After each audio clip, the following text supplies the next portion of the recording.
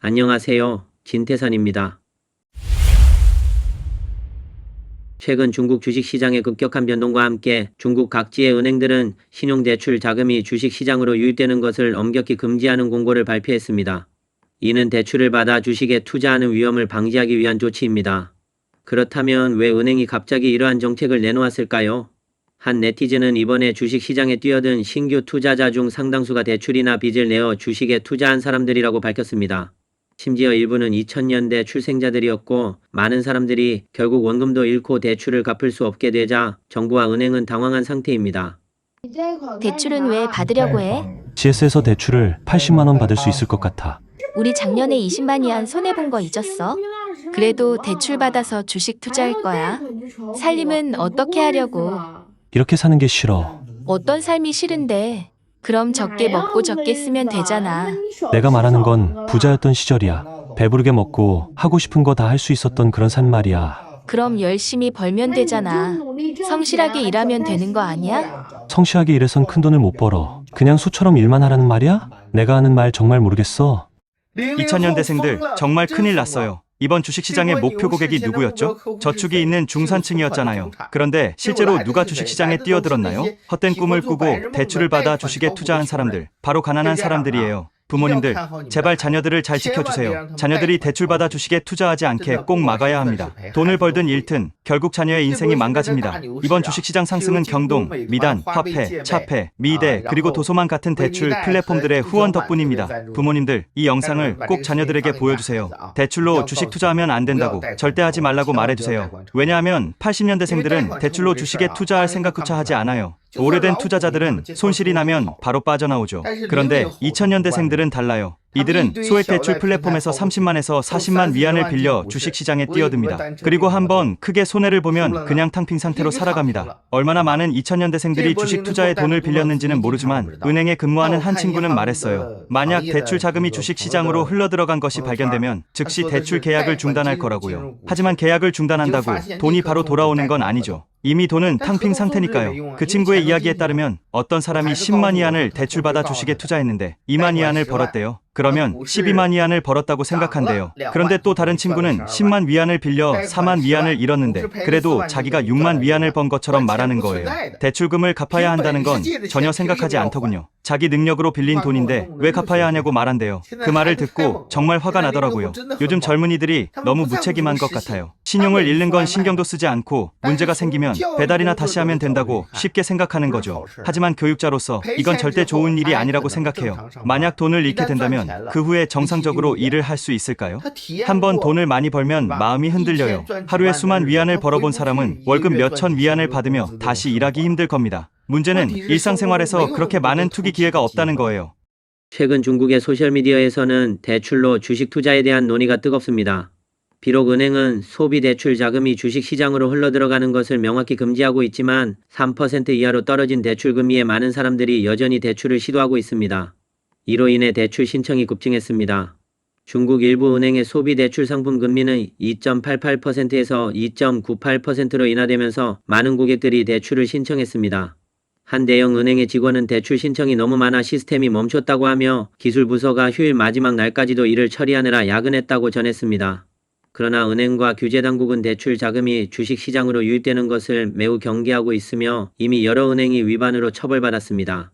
금융 전문가들은 대출로 주식 투자는 실제로 레버리지를 늘리는 것과 같다고 경고하며 시장 변동 시 손실이 더욱 커질 수 있어 금융기관에까지 영향을 미칠 수 있다고 말했습니다. 은행은 대출 자금이 적절하게 사용되도록 철저히 관리해야 하며 주식시장 등 위험한 분야로의 자금 유입을 방지해야 한다고 강조했습니다. 중국의 여러 은행은 최근 공고를 통해 대출 자금을 주식이나 부동산 등 위험 분야에 사용하지 못하도록 엄격히 규제할 것이라고 밝혔습니다. 위반 시 대출금을 조기에 회수하겠다는 방침입니다. 또한 여러 증권회사도 최근 투자자들에게 시장의 위험을 경고하며 특히 레버리지 거래의 위험성을 강조했습니다. 초상증권은 시장 변동이 극심하기 때문에 레버리지 사용을 자제하라고 경고했습니다. 많은 사람들은 대폭락을 견딜 수 없을 수 있기 때문입니다. 독립금융학자인 하강병은 주식 투자에는 고도의 전문성이 필요하며 특히 경험이 부족한 젊은 층에게는 시장에 진입하기 전에 충분한 연구가 필요하다고 강조했습니다. 그는 많은 사람들이 주식 시장의 상승이 끝나갈 때 진입하여 마지막 승차자가 되며 이때 기관 투자자들은 이미 이익을 보고 빠져나갔을 것이라고 경고했습니다. 최근 90년대생 프로그래머 양 씨가 4일 동안 32만 위안을 손실한 사건이 화제가 되었습니다. 그의 자주 섞인 발언이 온라인상에서 큰 논란을 일으키며 주식 시장의 불안정성을 다시금 부각시켰습니다. 3. 안녕하세요. 저는 일주에서 4일 동안 32만 위안을 손해본 프로그래머입니다. 맙소사. 정말 자본에 저격당한 기분이에요. 제가 산 주식은 매일 아침에 마이너스 7%까지 떨어졌다가 플러스 10%까지 올라갑니다.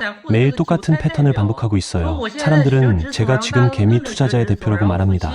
저를 보면서 손절을 배운다고들 하네요. 개미 투자자들은 아침에 마이너스 7%로 떨어지면 손절하고 나가라는 압박을 받죠. 자본은 매일 아침 개장할 때 주가를 마이너스 7%까지 떨어뜨려요. 왜냐고요?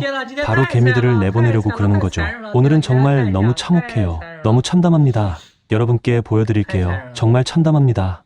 오늘도 손해봤어요.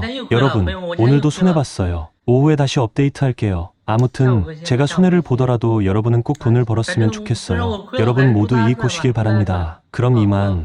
여러분 안녕. 안녕하세요 여러분. 저는 4일 동안 32만 위안을 손해본 프로그래머입니다. 지금은 48만 위안까지 손해를 봤어요.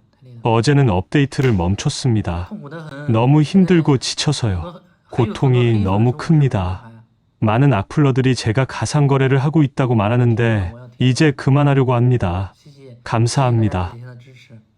대만 성공회 회장 내용인은 새로 주식 시장에 진입한 투자자들이 대출을 받아 주식에 투자하는 것이 큰 위험을 안고 있다고 지적했습니다.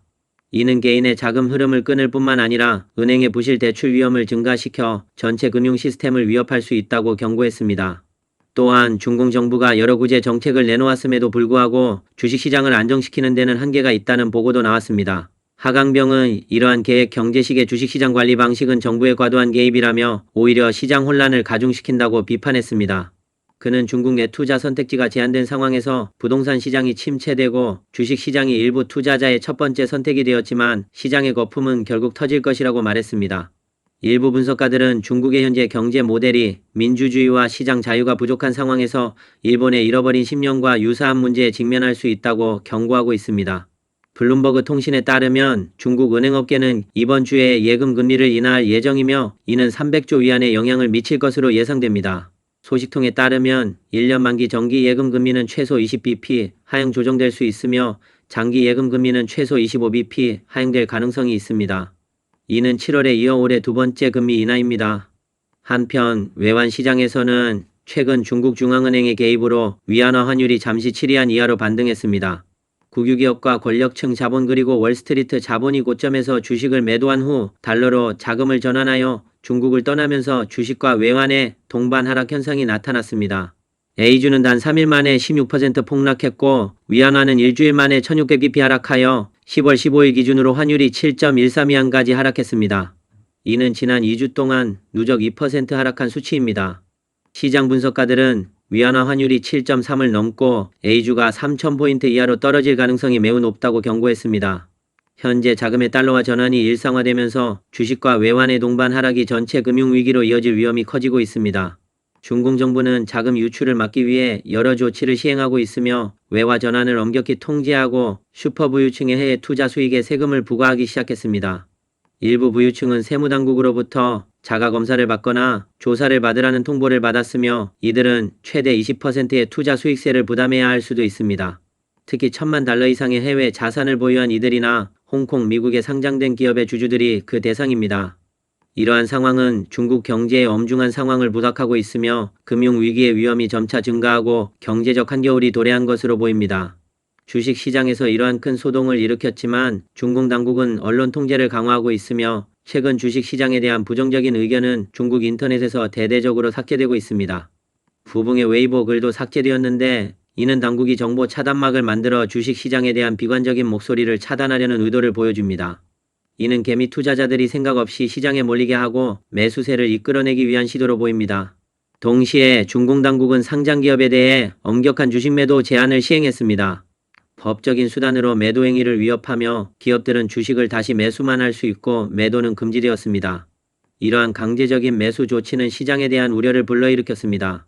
과연 이런 인위적인 상승장이 얼마나 지속될 수 있을까요? 분석가들은 현재의 모든 주식 반등이 마지막 탈출 기회일 수 있다고 지적합니다. 만약 투자자들이 시기적절하게 주식을 매도하지 않으면 미래에는 더 이상 적절한 퇴출 시기를 찾지 못할 가능성이 크다는 우려입니다. 일부 사람들은 강제적인 주식 매수가 일반화되면 주식 매도 행위조차 반역죄로 간주될 수 있다고 걱정합니다. 이번 약세장 속 반등이 개미 투자자들이 시장을 빠져나갈 마지막 기회일 수도 있다는 분석입니다. 또한 블룸버그 통신의 10월 15일 보도에 따르면 중공 정부가 자국의 초고액 자산가들의 해외 투자 수익에 대해 세금을 부과하기 시작했다고 합니다. 이 세금은 그동안 거의 무시되었지만 최근 주요 도시의 부유층들에게 과거 몇 년간 납부하지 않은 세금을 자가 진단하거나 세무당국의 인터뷰에 응하라는 통보가 내려졌습니다. 이는 중공 정부가 경제 성장 둔화와 토지 판매 감소 속에서 세수를 확충하려는 절박함을 보여주며 시진핑의 공동부유 정책과 일치하는 조치입니다. 소식통에 따르면 부유층은 최대 20%의 투자 수익세를 부담하게 될 것이며 미납된 세금에 대한 벌금도 부과될 수 있습니다. 최종 세액은 협상을 통해 결정될 수 있지만 이 조치는 2018년에 중국이 도입한 CRS 공통보고 기준화 관련이 있습니다. CRS는 탈세를 방지하기 위한 글로벌 정보 공유 시스템으로 중국 법은 오래전부터 거주자의 전 세계 소득에 대해 과세하도록 규정하고 있지만 최근에서야 엄격히 시행되기 시작했습니다. 이번 세금 징수 조치의 구체적인 범위와 지속기간은 아직 불확실합니다. 일부 부유층은 최소 1,000만 달러의 해외 자산을 보유하고 있으며 다른 이들은 홍콩과 미국에 상장된 기업의 주주로 밝혀졌습니다. 중국 세무당국은 이에 대해 공식적인 입장을 밝히지 않았습니다. CRS 시스템 덕분에 중국은 방대한 양의 국제금융 정보를 얻었으며 딜로이트 차이나의 부회장인 패트릭 입은 중국 세무당국이 이 데이터를 통해 새로운 세수 기회를 찾을 수 있다고 설명했습니다. 기업 세무감사에 비해 개인 세무감사의 가능성이 더욱 높아질 것이라고 덧붙였습니다. 최근 몇 년 동안 중국의 부유층은 정부의 주요 표적이 되어 왔으며 여러 산업에 걸쳐 강력한 단속이 이루어졌습니다. 2018년에는 억만장자들이 급증했지만 보스턴 컨설팅 그룹의 추정에 따르면 약 24조 달러의 중국 개인 자산 중 1조 달러가 해외에 보관되어 있습니다.